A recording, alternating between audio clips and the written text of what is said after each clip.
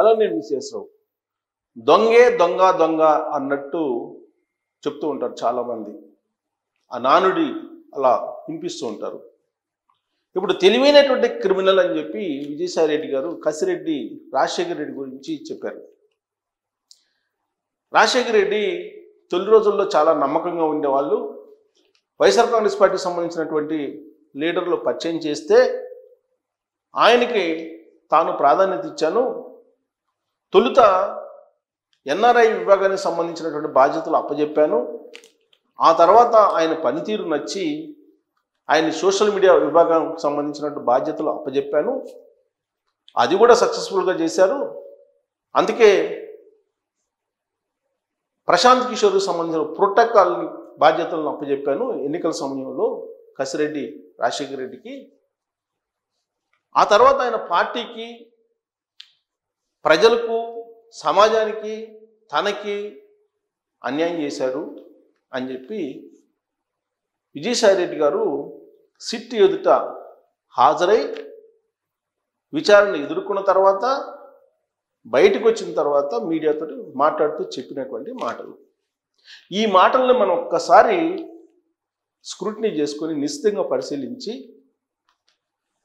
ఆయన చెప్పిన మాటల్లో అసలు నిజం ఉందా, ఆయన కసిరెడ్డి రాజశేఖర రెడ్డినే ఎందుకు టార్గెట్ చేస్తూ ఉన్నారు, కర్త కర్మ క్రియ లిక్కర్ స్కామ్లో కసిరెడ్డి రాజశేఖర రెడ్డి అని చెప్పి పదే పదే సాయిరెడ్డి ఎందుకు చెప్తూ ఉన్నారు, at the same time big బాస్ని, మిథున్ రెడ్డిని, అలాగే దినేష్ రెడ్డిని,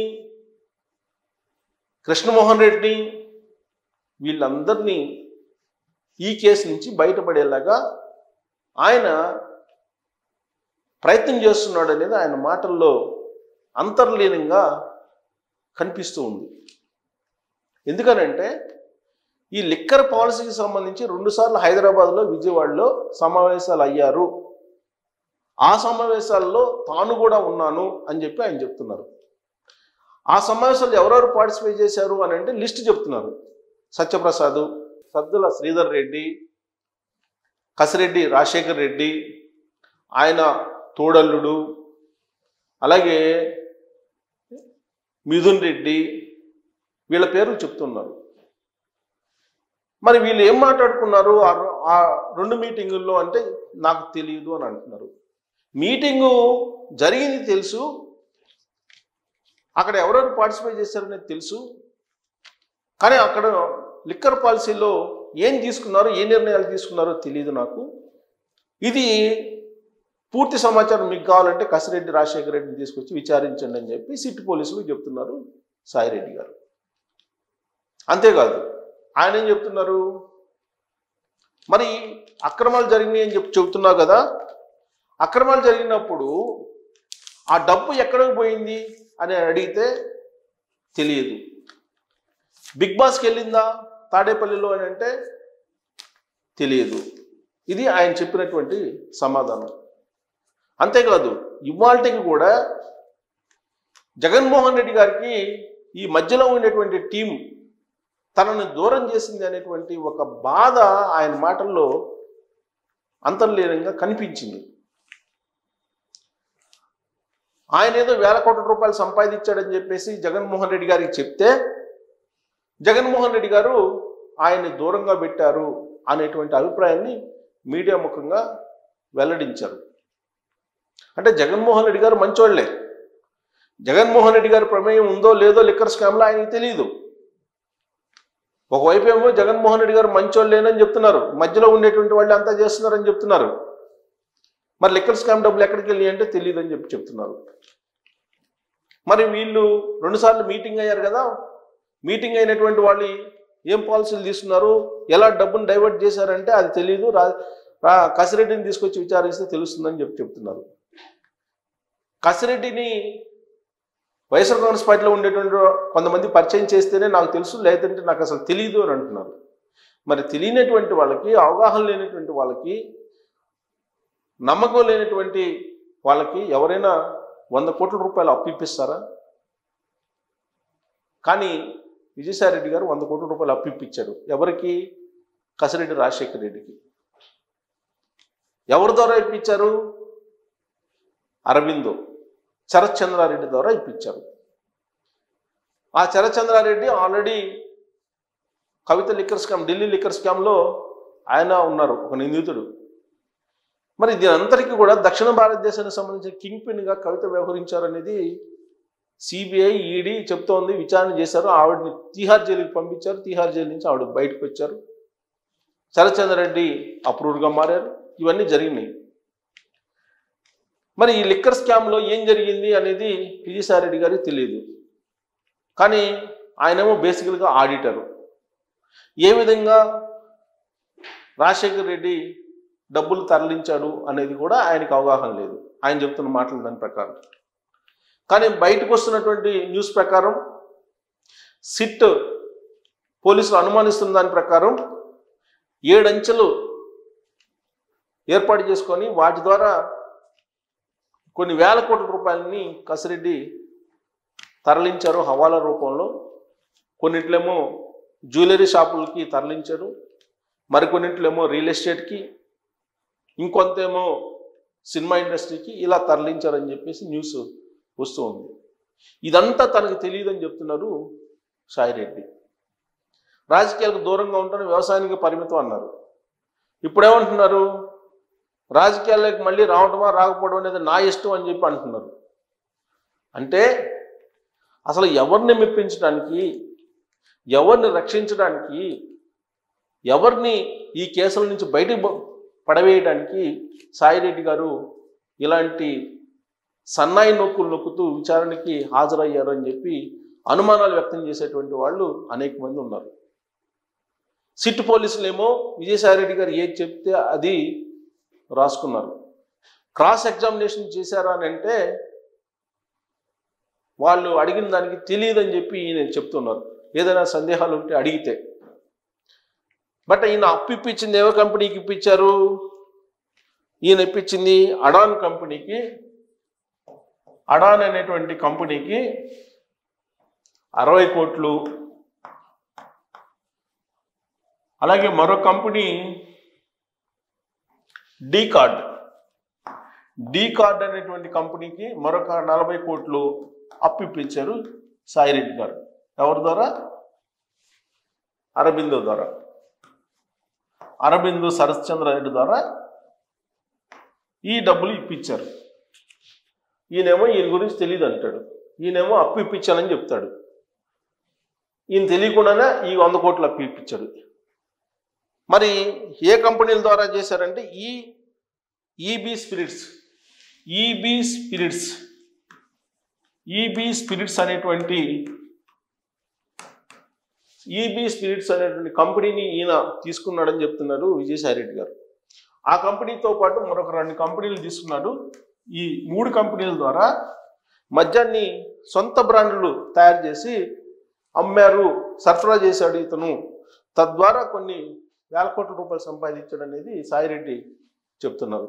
మరి ఈ ఈబీ స్పిరిట్స్ ప్లస్ 2 కంపెనీలు అంటున్నారు. ఆ 2 కంపెనీల పేర్లు చెప్పలేదు. మరి ఈ 3 కంపెనీల ద్వారా మద్యం అసలు ఎంత తయారు చేశారు? ఈ లెక్క అంతా కూడా ఎవరు చెప్పుకుంటారు? ఏపీ బెవరేజెస్ కార్పొరేషన్స్ ఎండీగా ఉన్నటువంటి వాసుదేవ రెడ్డి దగ్గర ఉండింటుంది. వాసుదేవ రెడ్డి ఇప్పుడు తన మాతృ సంస్థకి రైల్వే శాఖకి వెళ్ళిపోయాడు, ఢిల్లీ. ఆయన వాంగ్మూలం ఇచ్చిన దాని ప్రకారం ఇప్పుడు సిట్ పోలీసులు విచారిస్తూ ఉన్నారు. మరి ఇవన్నీ బయట రావాలంటే ఈయన చెప్తున్న దాని ప్రకారం, సాయిరెడ్డి గారు చెప్తున్న దాని ప్రకారం కసిరెడ్డి రాజశేఖర రెడ్డి ఈయన బయట రావాలి. ఈయనేమో కసిరెడ్డి పరారులో ఉన్నాడు, ఎక్కడున్నారో తెలీదు. ఆ విషయాన్ని సాయిరెడ్డి గారే చెప్తున్నారు, ఆయన ఎక్కడున్నారో తెలియదు అని చెప్పి. మరి సాయిరెడ్డి గారు చెప్పిన దాంట్లో ఏది నమ్మాలి, ఏది నమ్మకూడదు?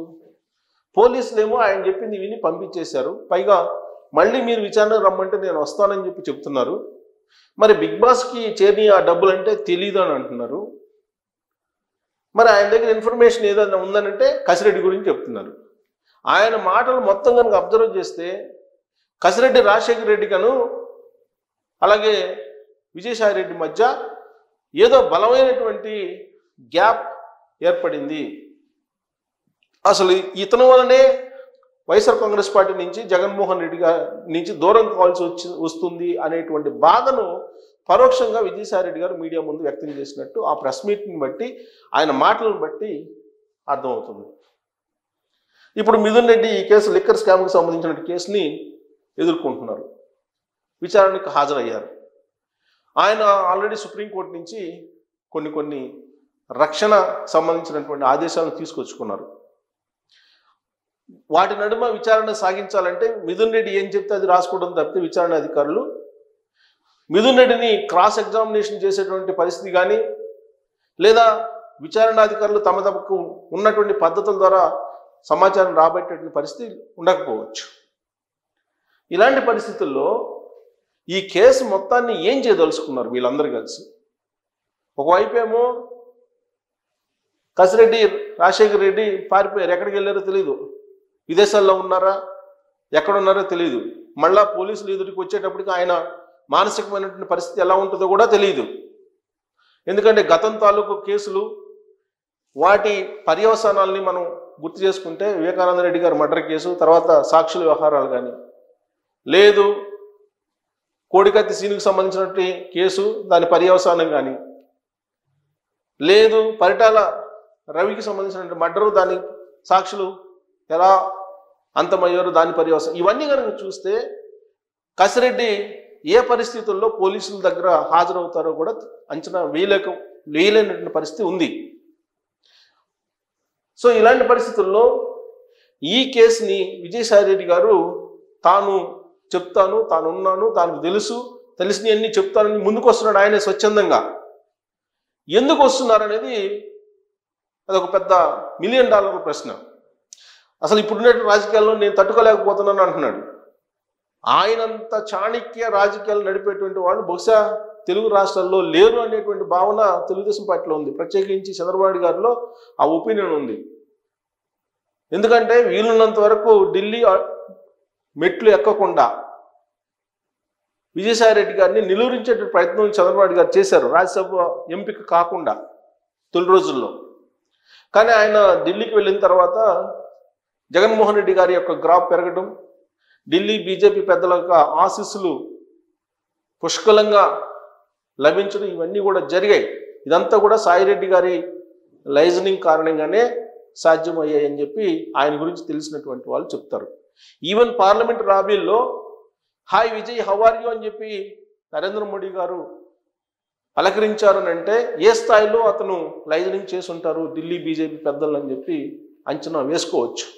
మరి అలాంటి విజయసాయి రెడ్డి గారు ఇప్పుడున్నటువంటి రాజకీయాలు, సమకాలీన రాజకీయాల్లో నేను ఎమడలేను అని చెప్పి వైఎస్ఆర్ కాంగ్రెస్ పార్టీకి రాజీనామా చేసి, ఆ పార్టీ రాజ్యసభకు కూడా రాజీనామా చేసి బయటకు వచ్చి ఆయన లిక్కర్ స్కామ్లో ఏదో జరిగిందని చెప్పి చెప్పడానికి ప్రయత్నం చేస్తున్నారు అని అంటే ఈ ఆపరేషన్ని మనం ఏమనాలి? అంటే యుద్ధ విద్యల్లో చాలా ఉంటాయి. కోర్ట్ అనేది ఒకటి మనకు అందరికీ తెలిసిందే. అలా కాకుండా సొంత మనుషుల్లాగానే లోపలికి జొరబడి యుద్ధానికి సంబంధించినటువంటి యుద్ధ నీతిని తప్పి లీకులు చేస్తూ ప్రత్యర్థుల్ని చిత్తు చేసేటువంటి విద్యలు కొన్ని ఉంటాయి. మరి అలాంటి వాటిని ఇప్పుడు అనుసరిస్తున్నారా, లేదంటే యుద్ధ నీతి ప్రకారమే ఆయన అడుగులు వేస్తున్నట్టు కనిపిస్తుందా? ఇప్పుడు ఆయన చెప్తున్న వాంగ్మూలాన్ని చూస్తే లిక్కర్ స్కామ్ నుంచి సేఫ్ సైడ్గా బిగ్ బాస్ని బయటకు తీసుకొచ్చేటువంటి ప్రయత్నం చేస్తున్నట్టు మీకు అనిపిస్తుందా, లేదంటే కసిరెడ్డి మీద కసి తీర్చుకోవడానికి విజయసాయి రెడ్డి గారు ఈ ప్రయత్నం చేస్తున్నట్టు కనిపిస్తుందా, లేదా ఆయన చెప్పినటువంటి మాటలను ఎంతవరకు విశ్వసించవచ్చు? దీని మీద మీకున్నటువంటి అభిప్రాయం ఏంటనేది తెలియజేయచ్చు. Thank you.